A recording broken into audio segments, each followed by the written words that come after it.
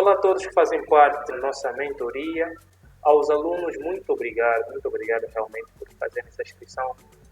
Esta mentoria é do Kwanza Buro Smart Dollar. Eu que vos falo aqui, sou Alexandre Tiago e serei o vosso formador durante esta jornada.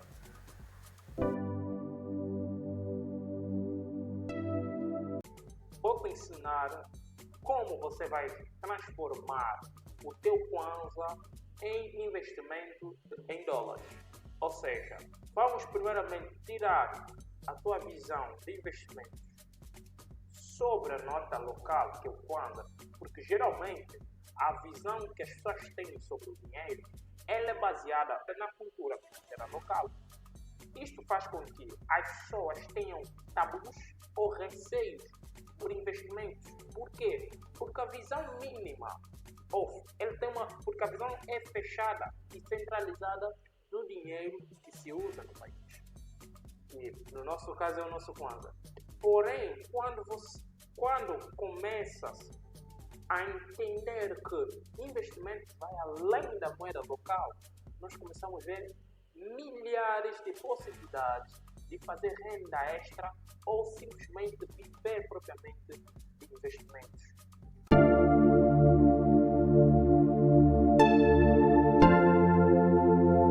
Hoje em dia nós podemos fazer envio de dinheiro de uma forma eletrônica a partir de um aplicativo de banco ou uma carteira.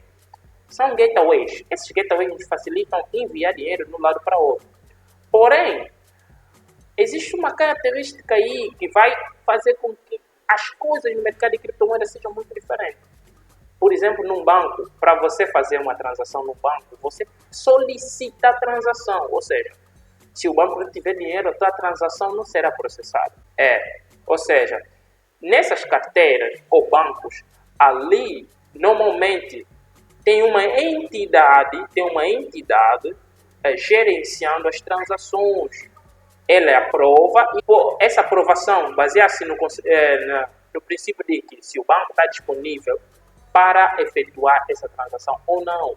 Assim como algumas outras carteiras, vocês já devem conhecer, como a PayPal e dentre outras carteiras que existem no mercado digital.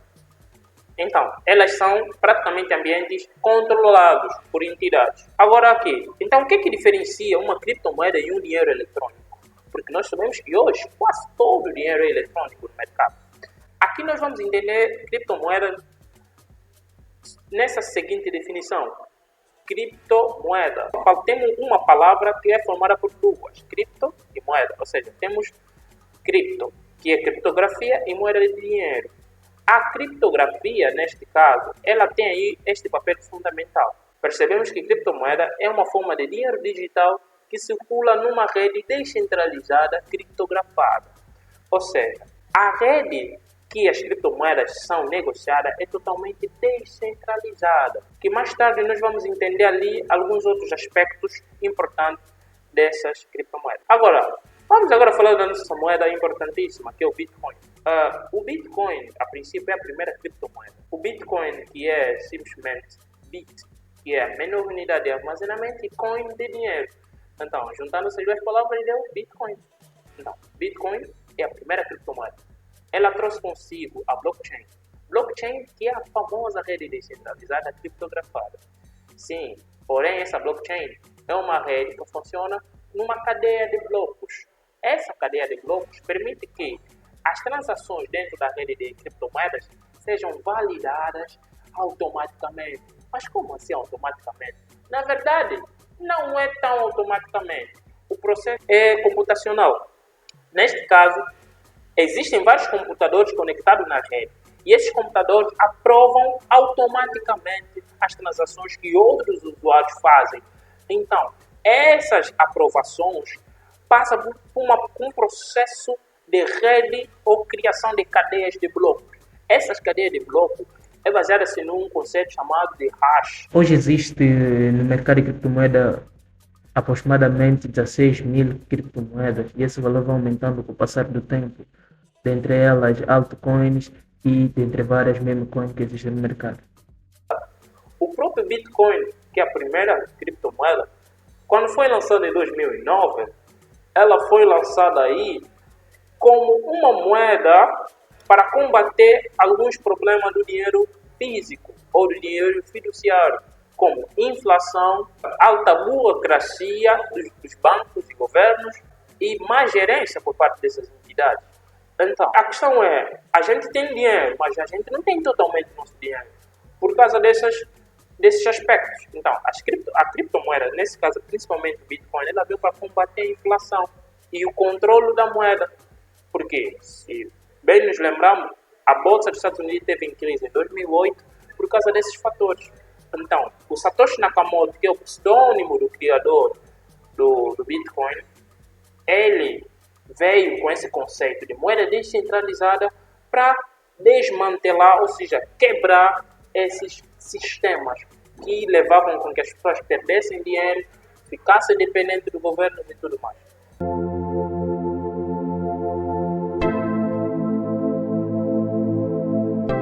Então, praticamente é uma forma de dinheiro inovador, o que chamam de ouro digital, dinheiro do futuro, dentre outros nomes.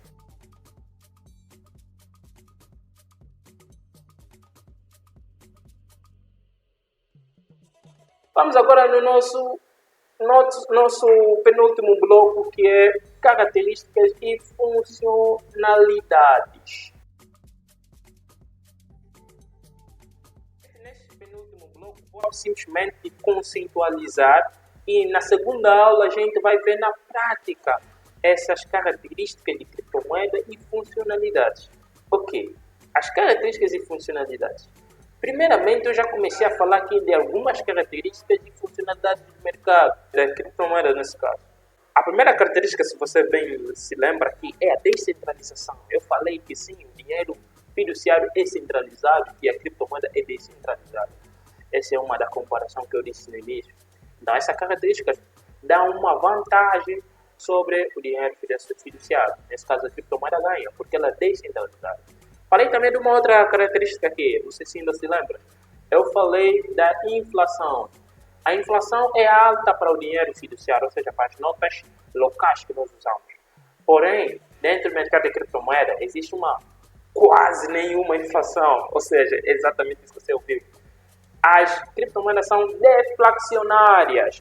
O aspecto deflacionário das criptomoedas faz com que elas não sofrem alta inflação, ou praticamente não sofrem inflação. Exato. Agora vamos falar de outras características que eu não falei aqui.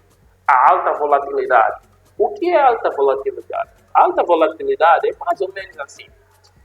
Suponhamos que alguém queira comprar num preço tão alto e outro quer vender num preço baixo.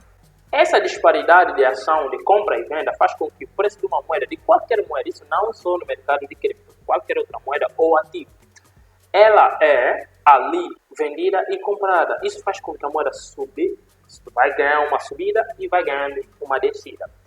É exatamente isso. Isso chama-se alta volatilidade. Mas a alta volatilidade é uma característica particular das criptomoedas. Por quê? Porque elas têm um volume gigantesco de movimentos e utilizadores todos os dias. Imagina, uma moeda, um mercado que é aberto 7 dias por semana, 24 horas por dia, está sempre movimentado, sempre. Então, é por causa disso, alta volatilidade. Mais tarde nós vamos ver mais esse outro aspecto.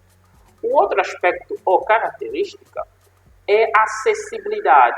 O que é isso, acessibilidade? Lembram quando eu falei que você pode ter o dinheiro no banco, mas não ter acesso ao teu dinheiro? Exatamente. Nas criptomoedas não é assim. Você tem N forma de ter acesso ao seu dinheiro. A partir de carteiras digitais, corretoras, chaves públicas que são endereços e chaves privadas que são essas poucas carteiras que eu disse, que depois vamos ver mais na prática. Essa acessibilidade tem muito mais a ver com ferramentas disponíveis para você ter acesso ao seu dinheiro. Outra característica que nós podemos ver aqui nas criptomoedas é a escassez. O que é escassez? A escassez é exatamente o que faz com que as criptomoedas sejam altamente comercializadas. No caso do Bitcoin, ela é uma moeda que tem alta escassez, porque a quantidade de moeda circulada dentro do mercado de criptomoedas, nesse caso do Bitcoin, é apenas de 21 milhões de unidades. Ou seja, só existem 21 milhões de Bitcoin no mercado. Atualmente ela já está distribuída dentro da rede e carteira cerca de 19,6 milhões. Ou seja, falta menos de 1,4 milhões de Bitcoin. Já não vai existir mais moedas a ser produzidas ou a ser fornecidas para o mercado, nesse caso do Bitcoin, porque cada moeda existe uma quantidade dela fornecida inicialmente. Isso faz com que qualquer criptomoeda tenha fator escassez como fator aliado da sua alta valorização com o passar do tempo. Então, esses aspectos aqui só introduzindo, quero falar muito aqui para esse aspecto. Funcionalidade vamos deixar para o próximo vídeo, porque quero mostrar funcionalidade na prática e não explicando. Na prática será melhor. Então, se gostaste desse vídeo, deixa comentário e diz o que nós podemos melhorar exatamente sobre o nosso cenário de gravação. Obrigado, tchau.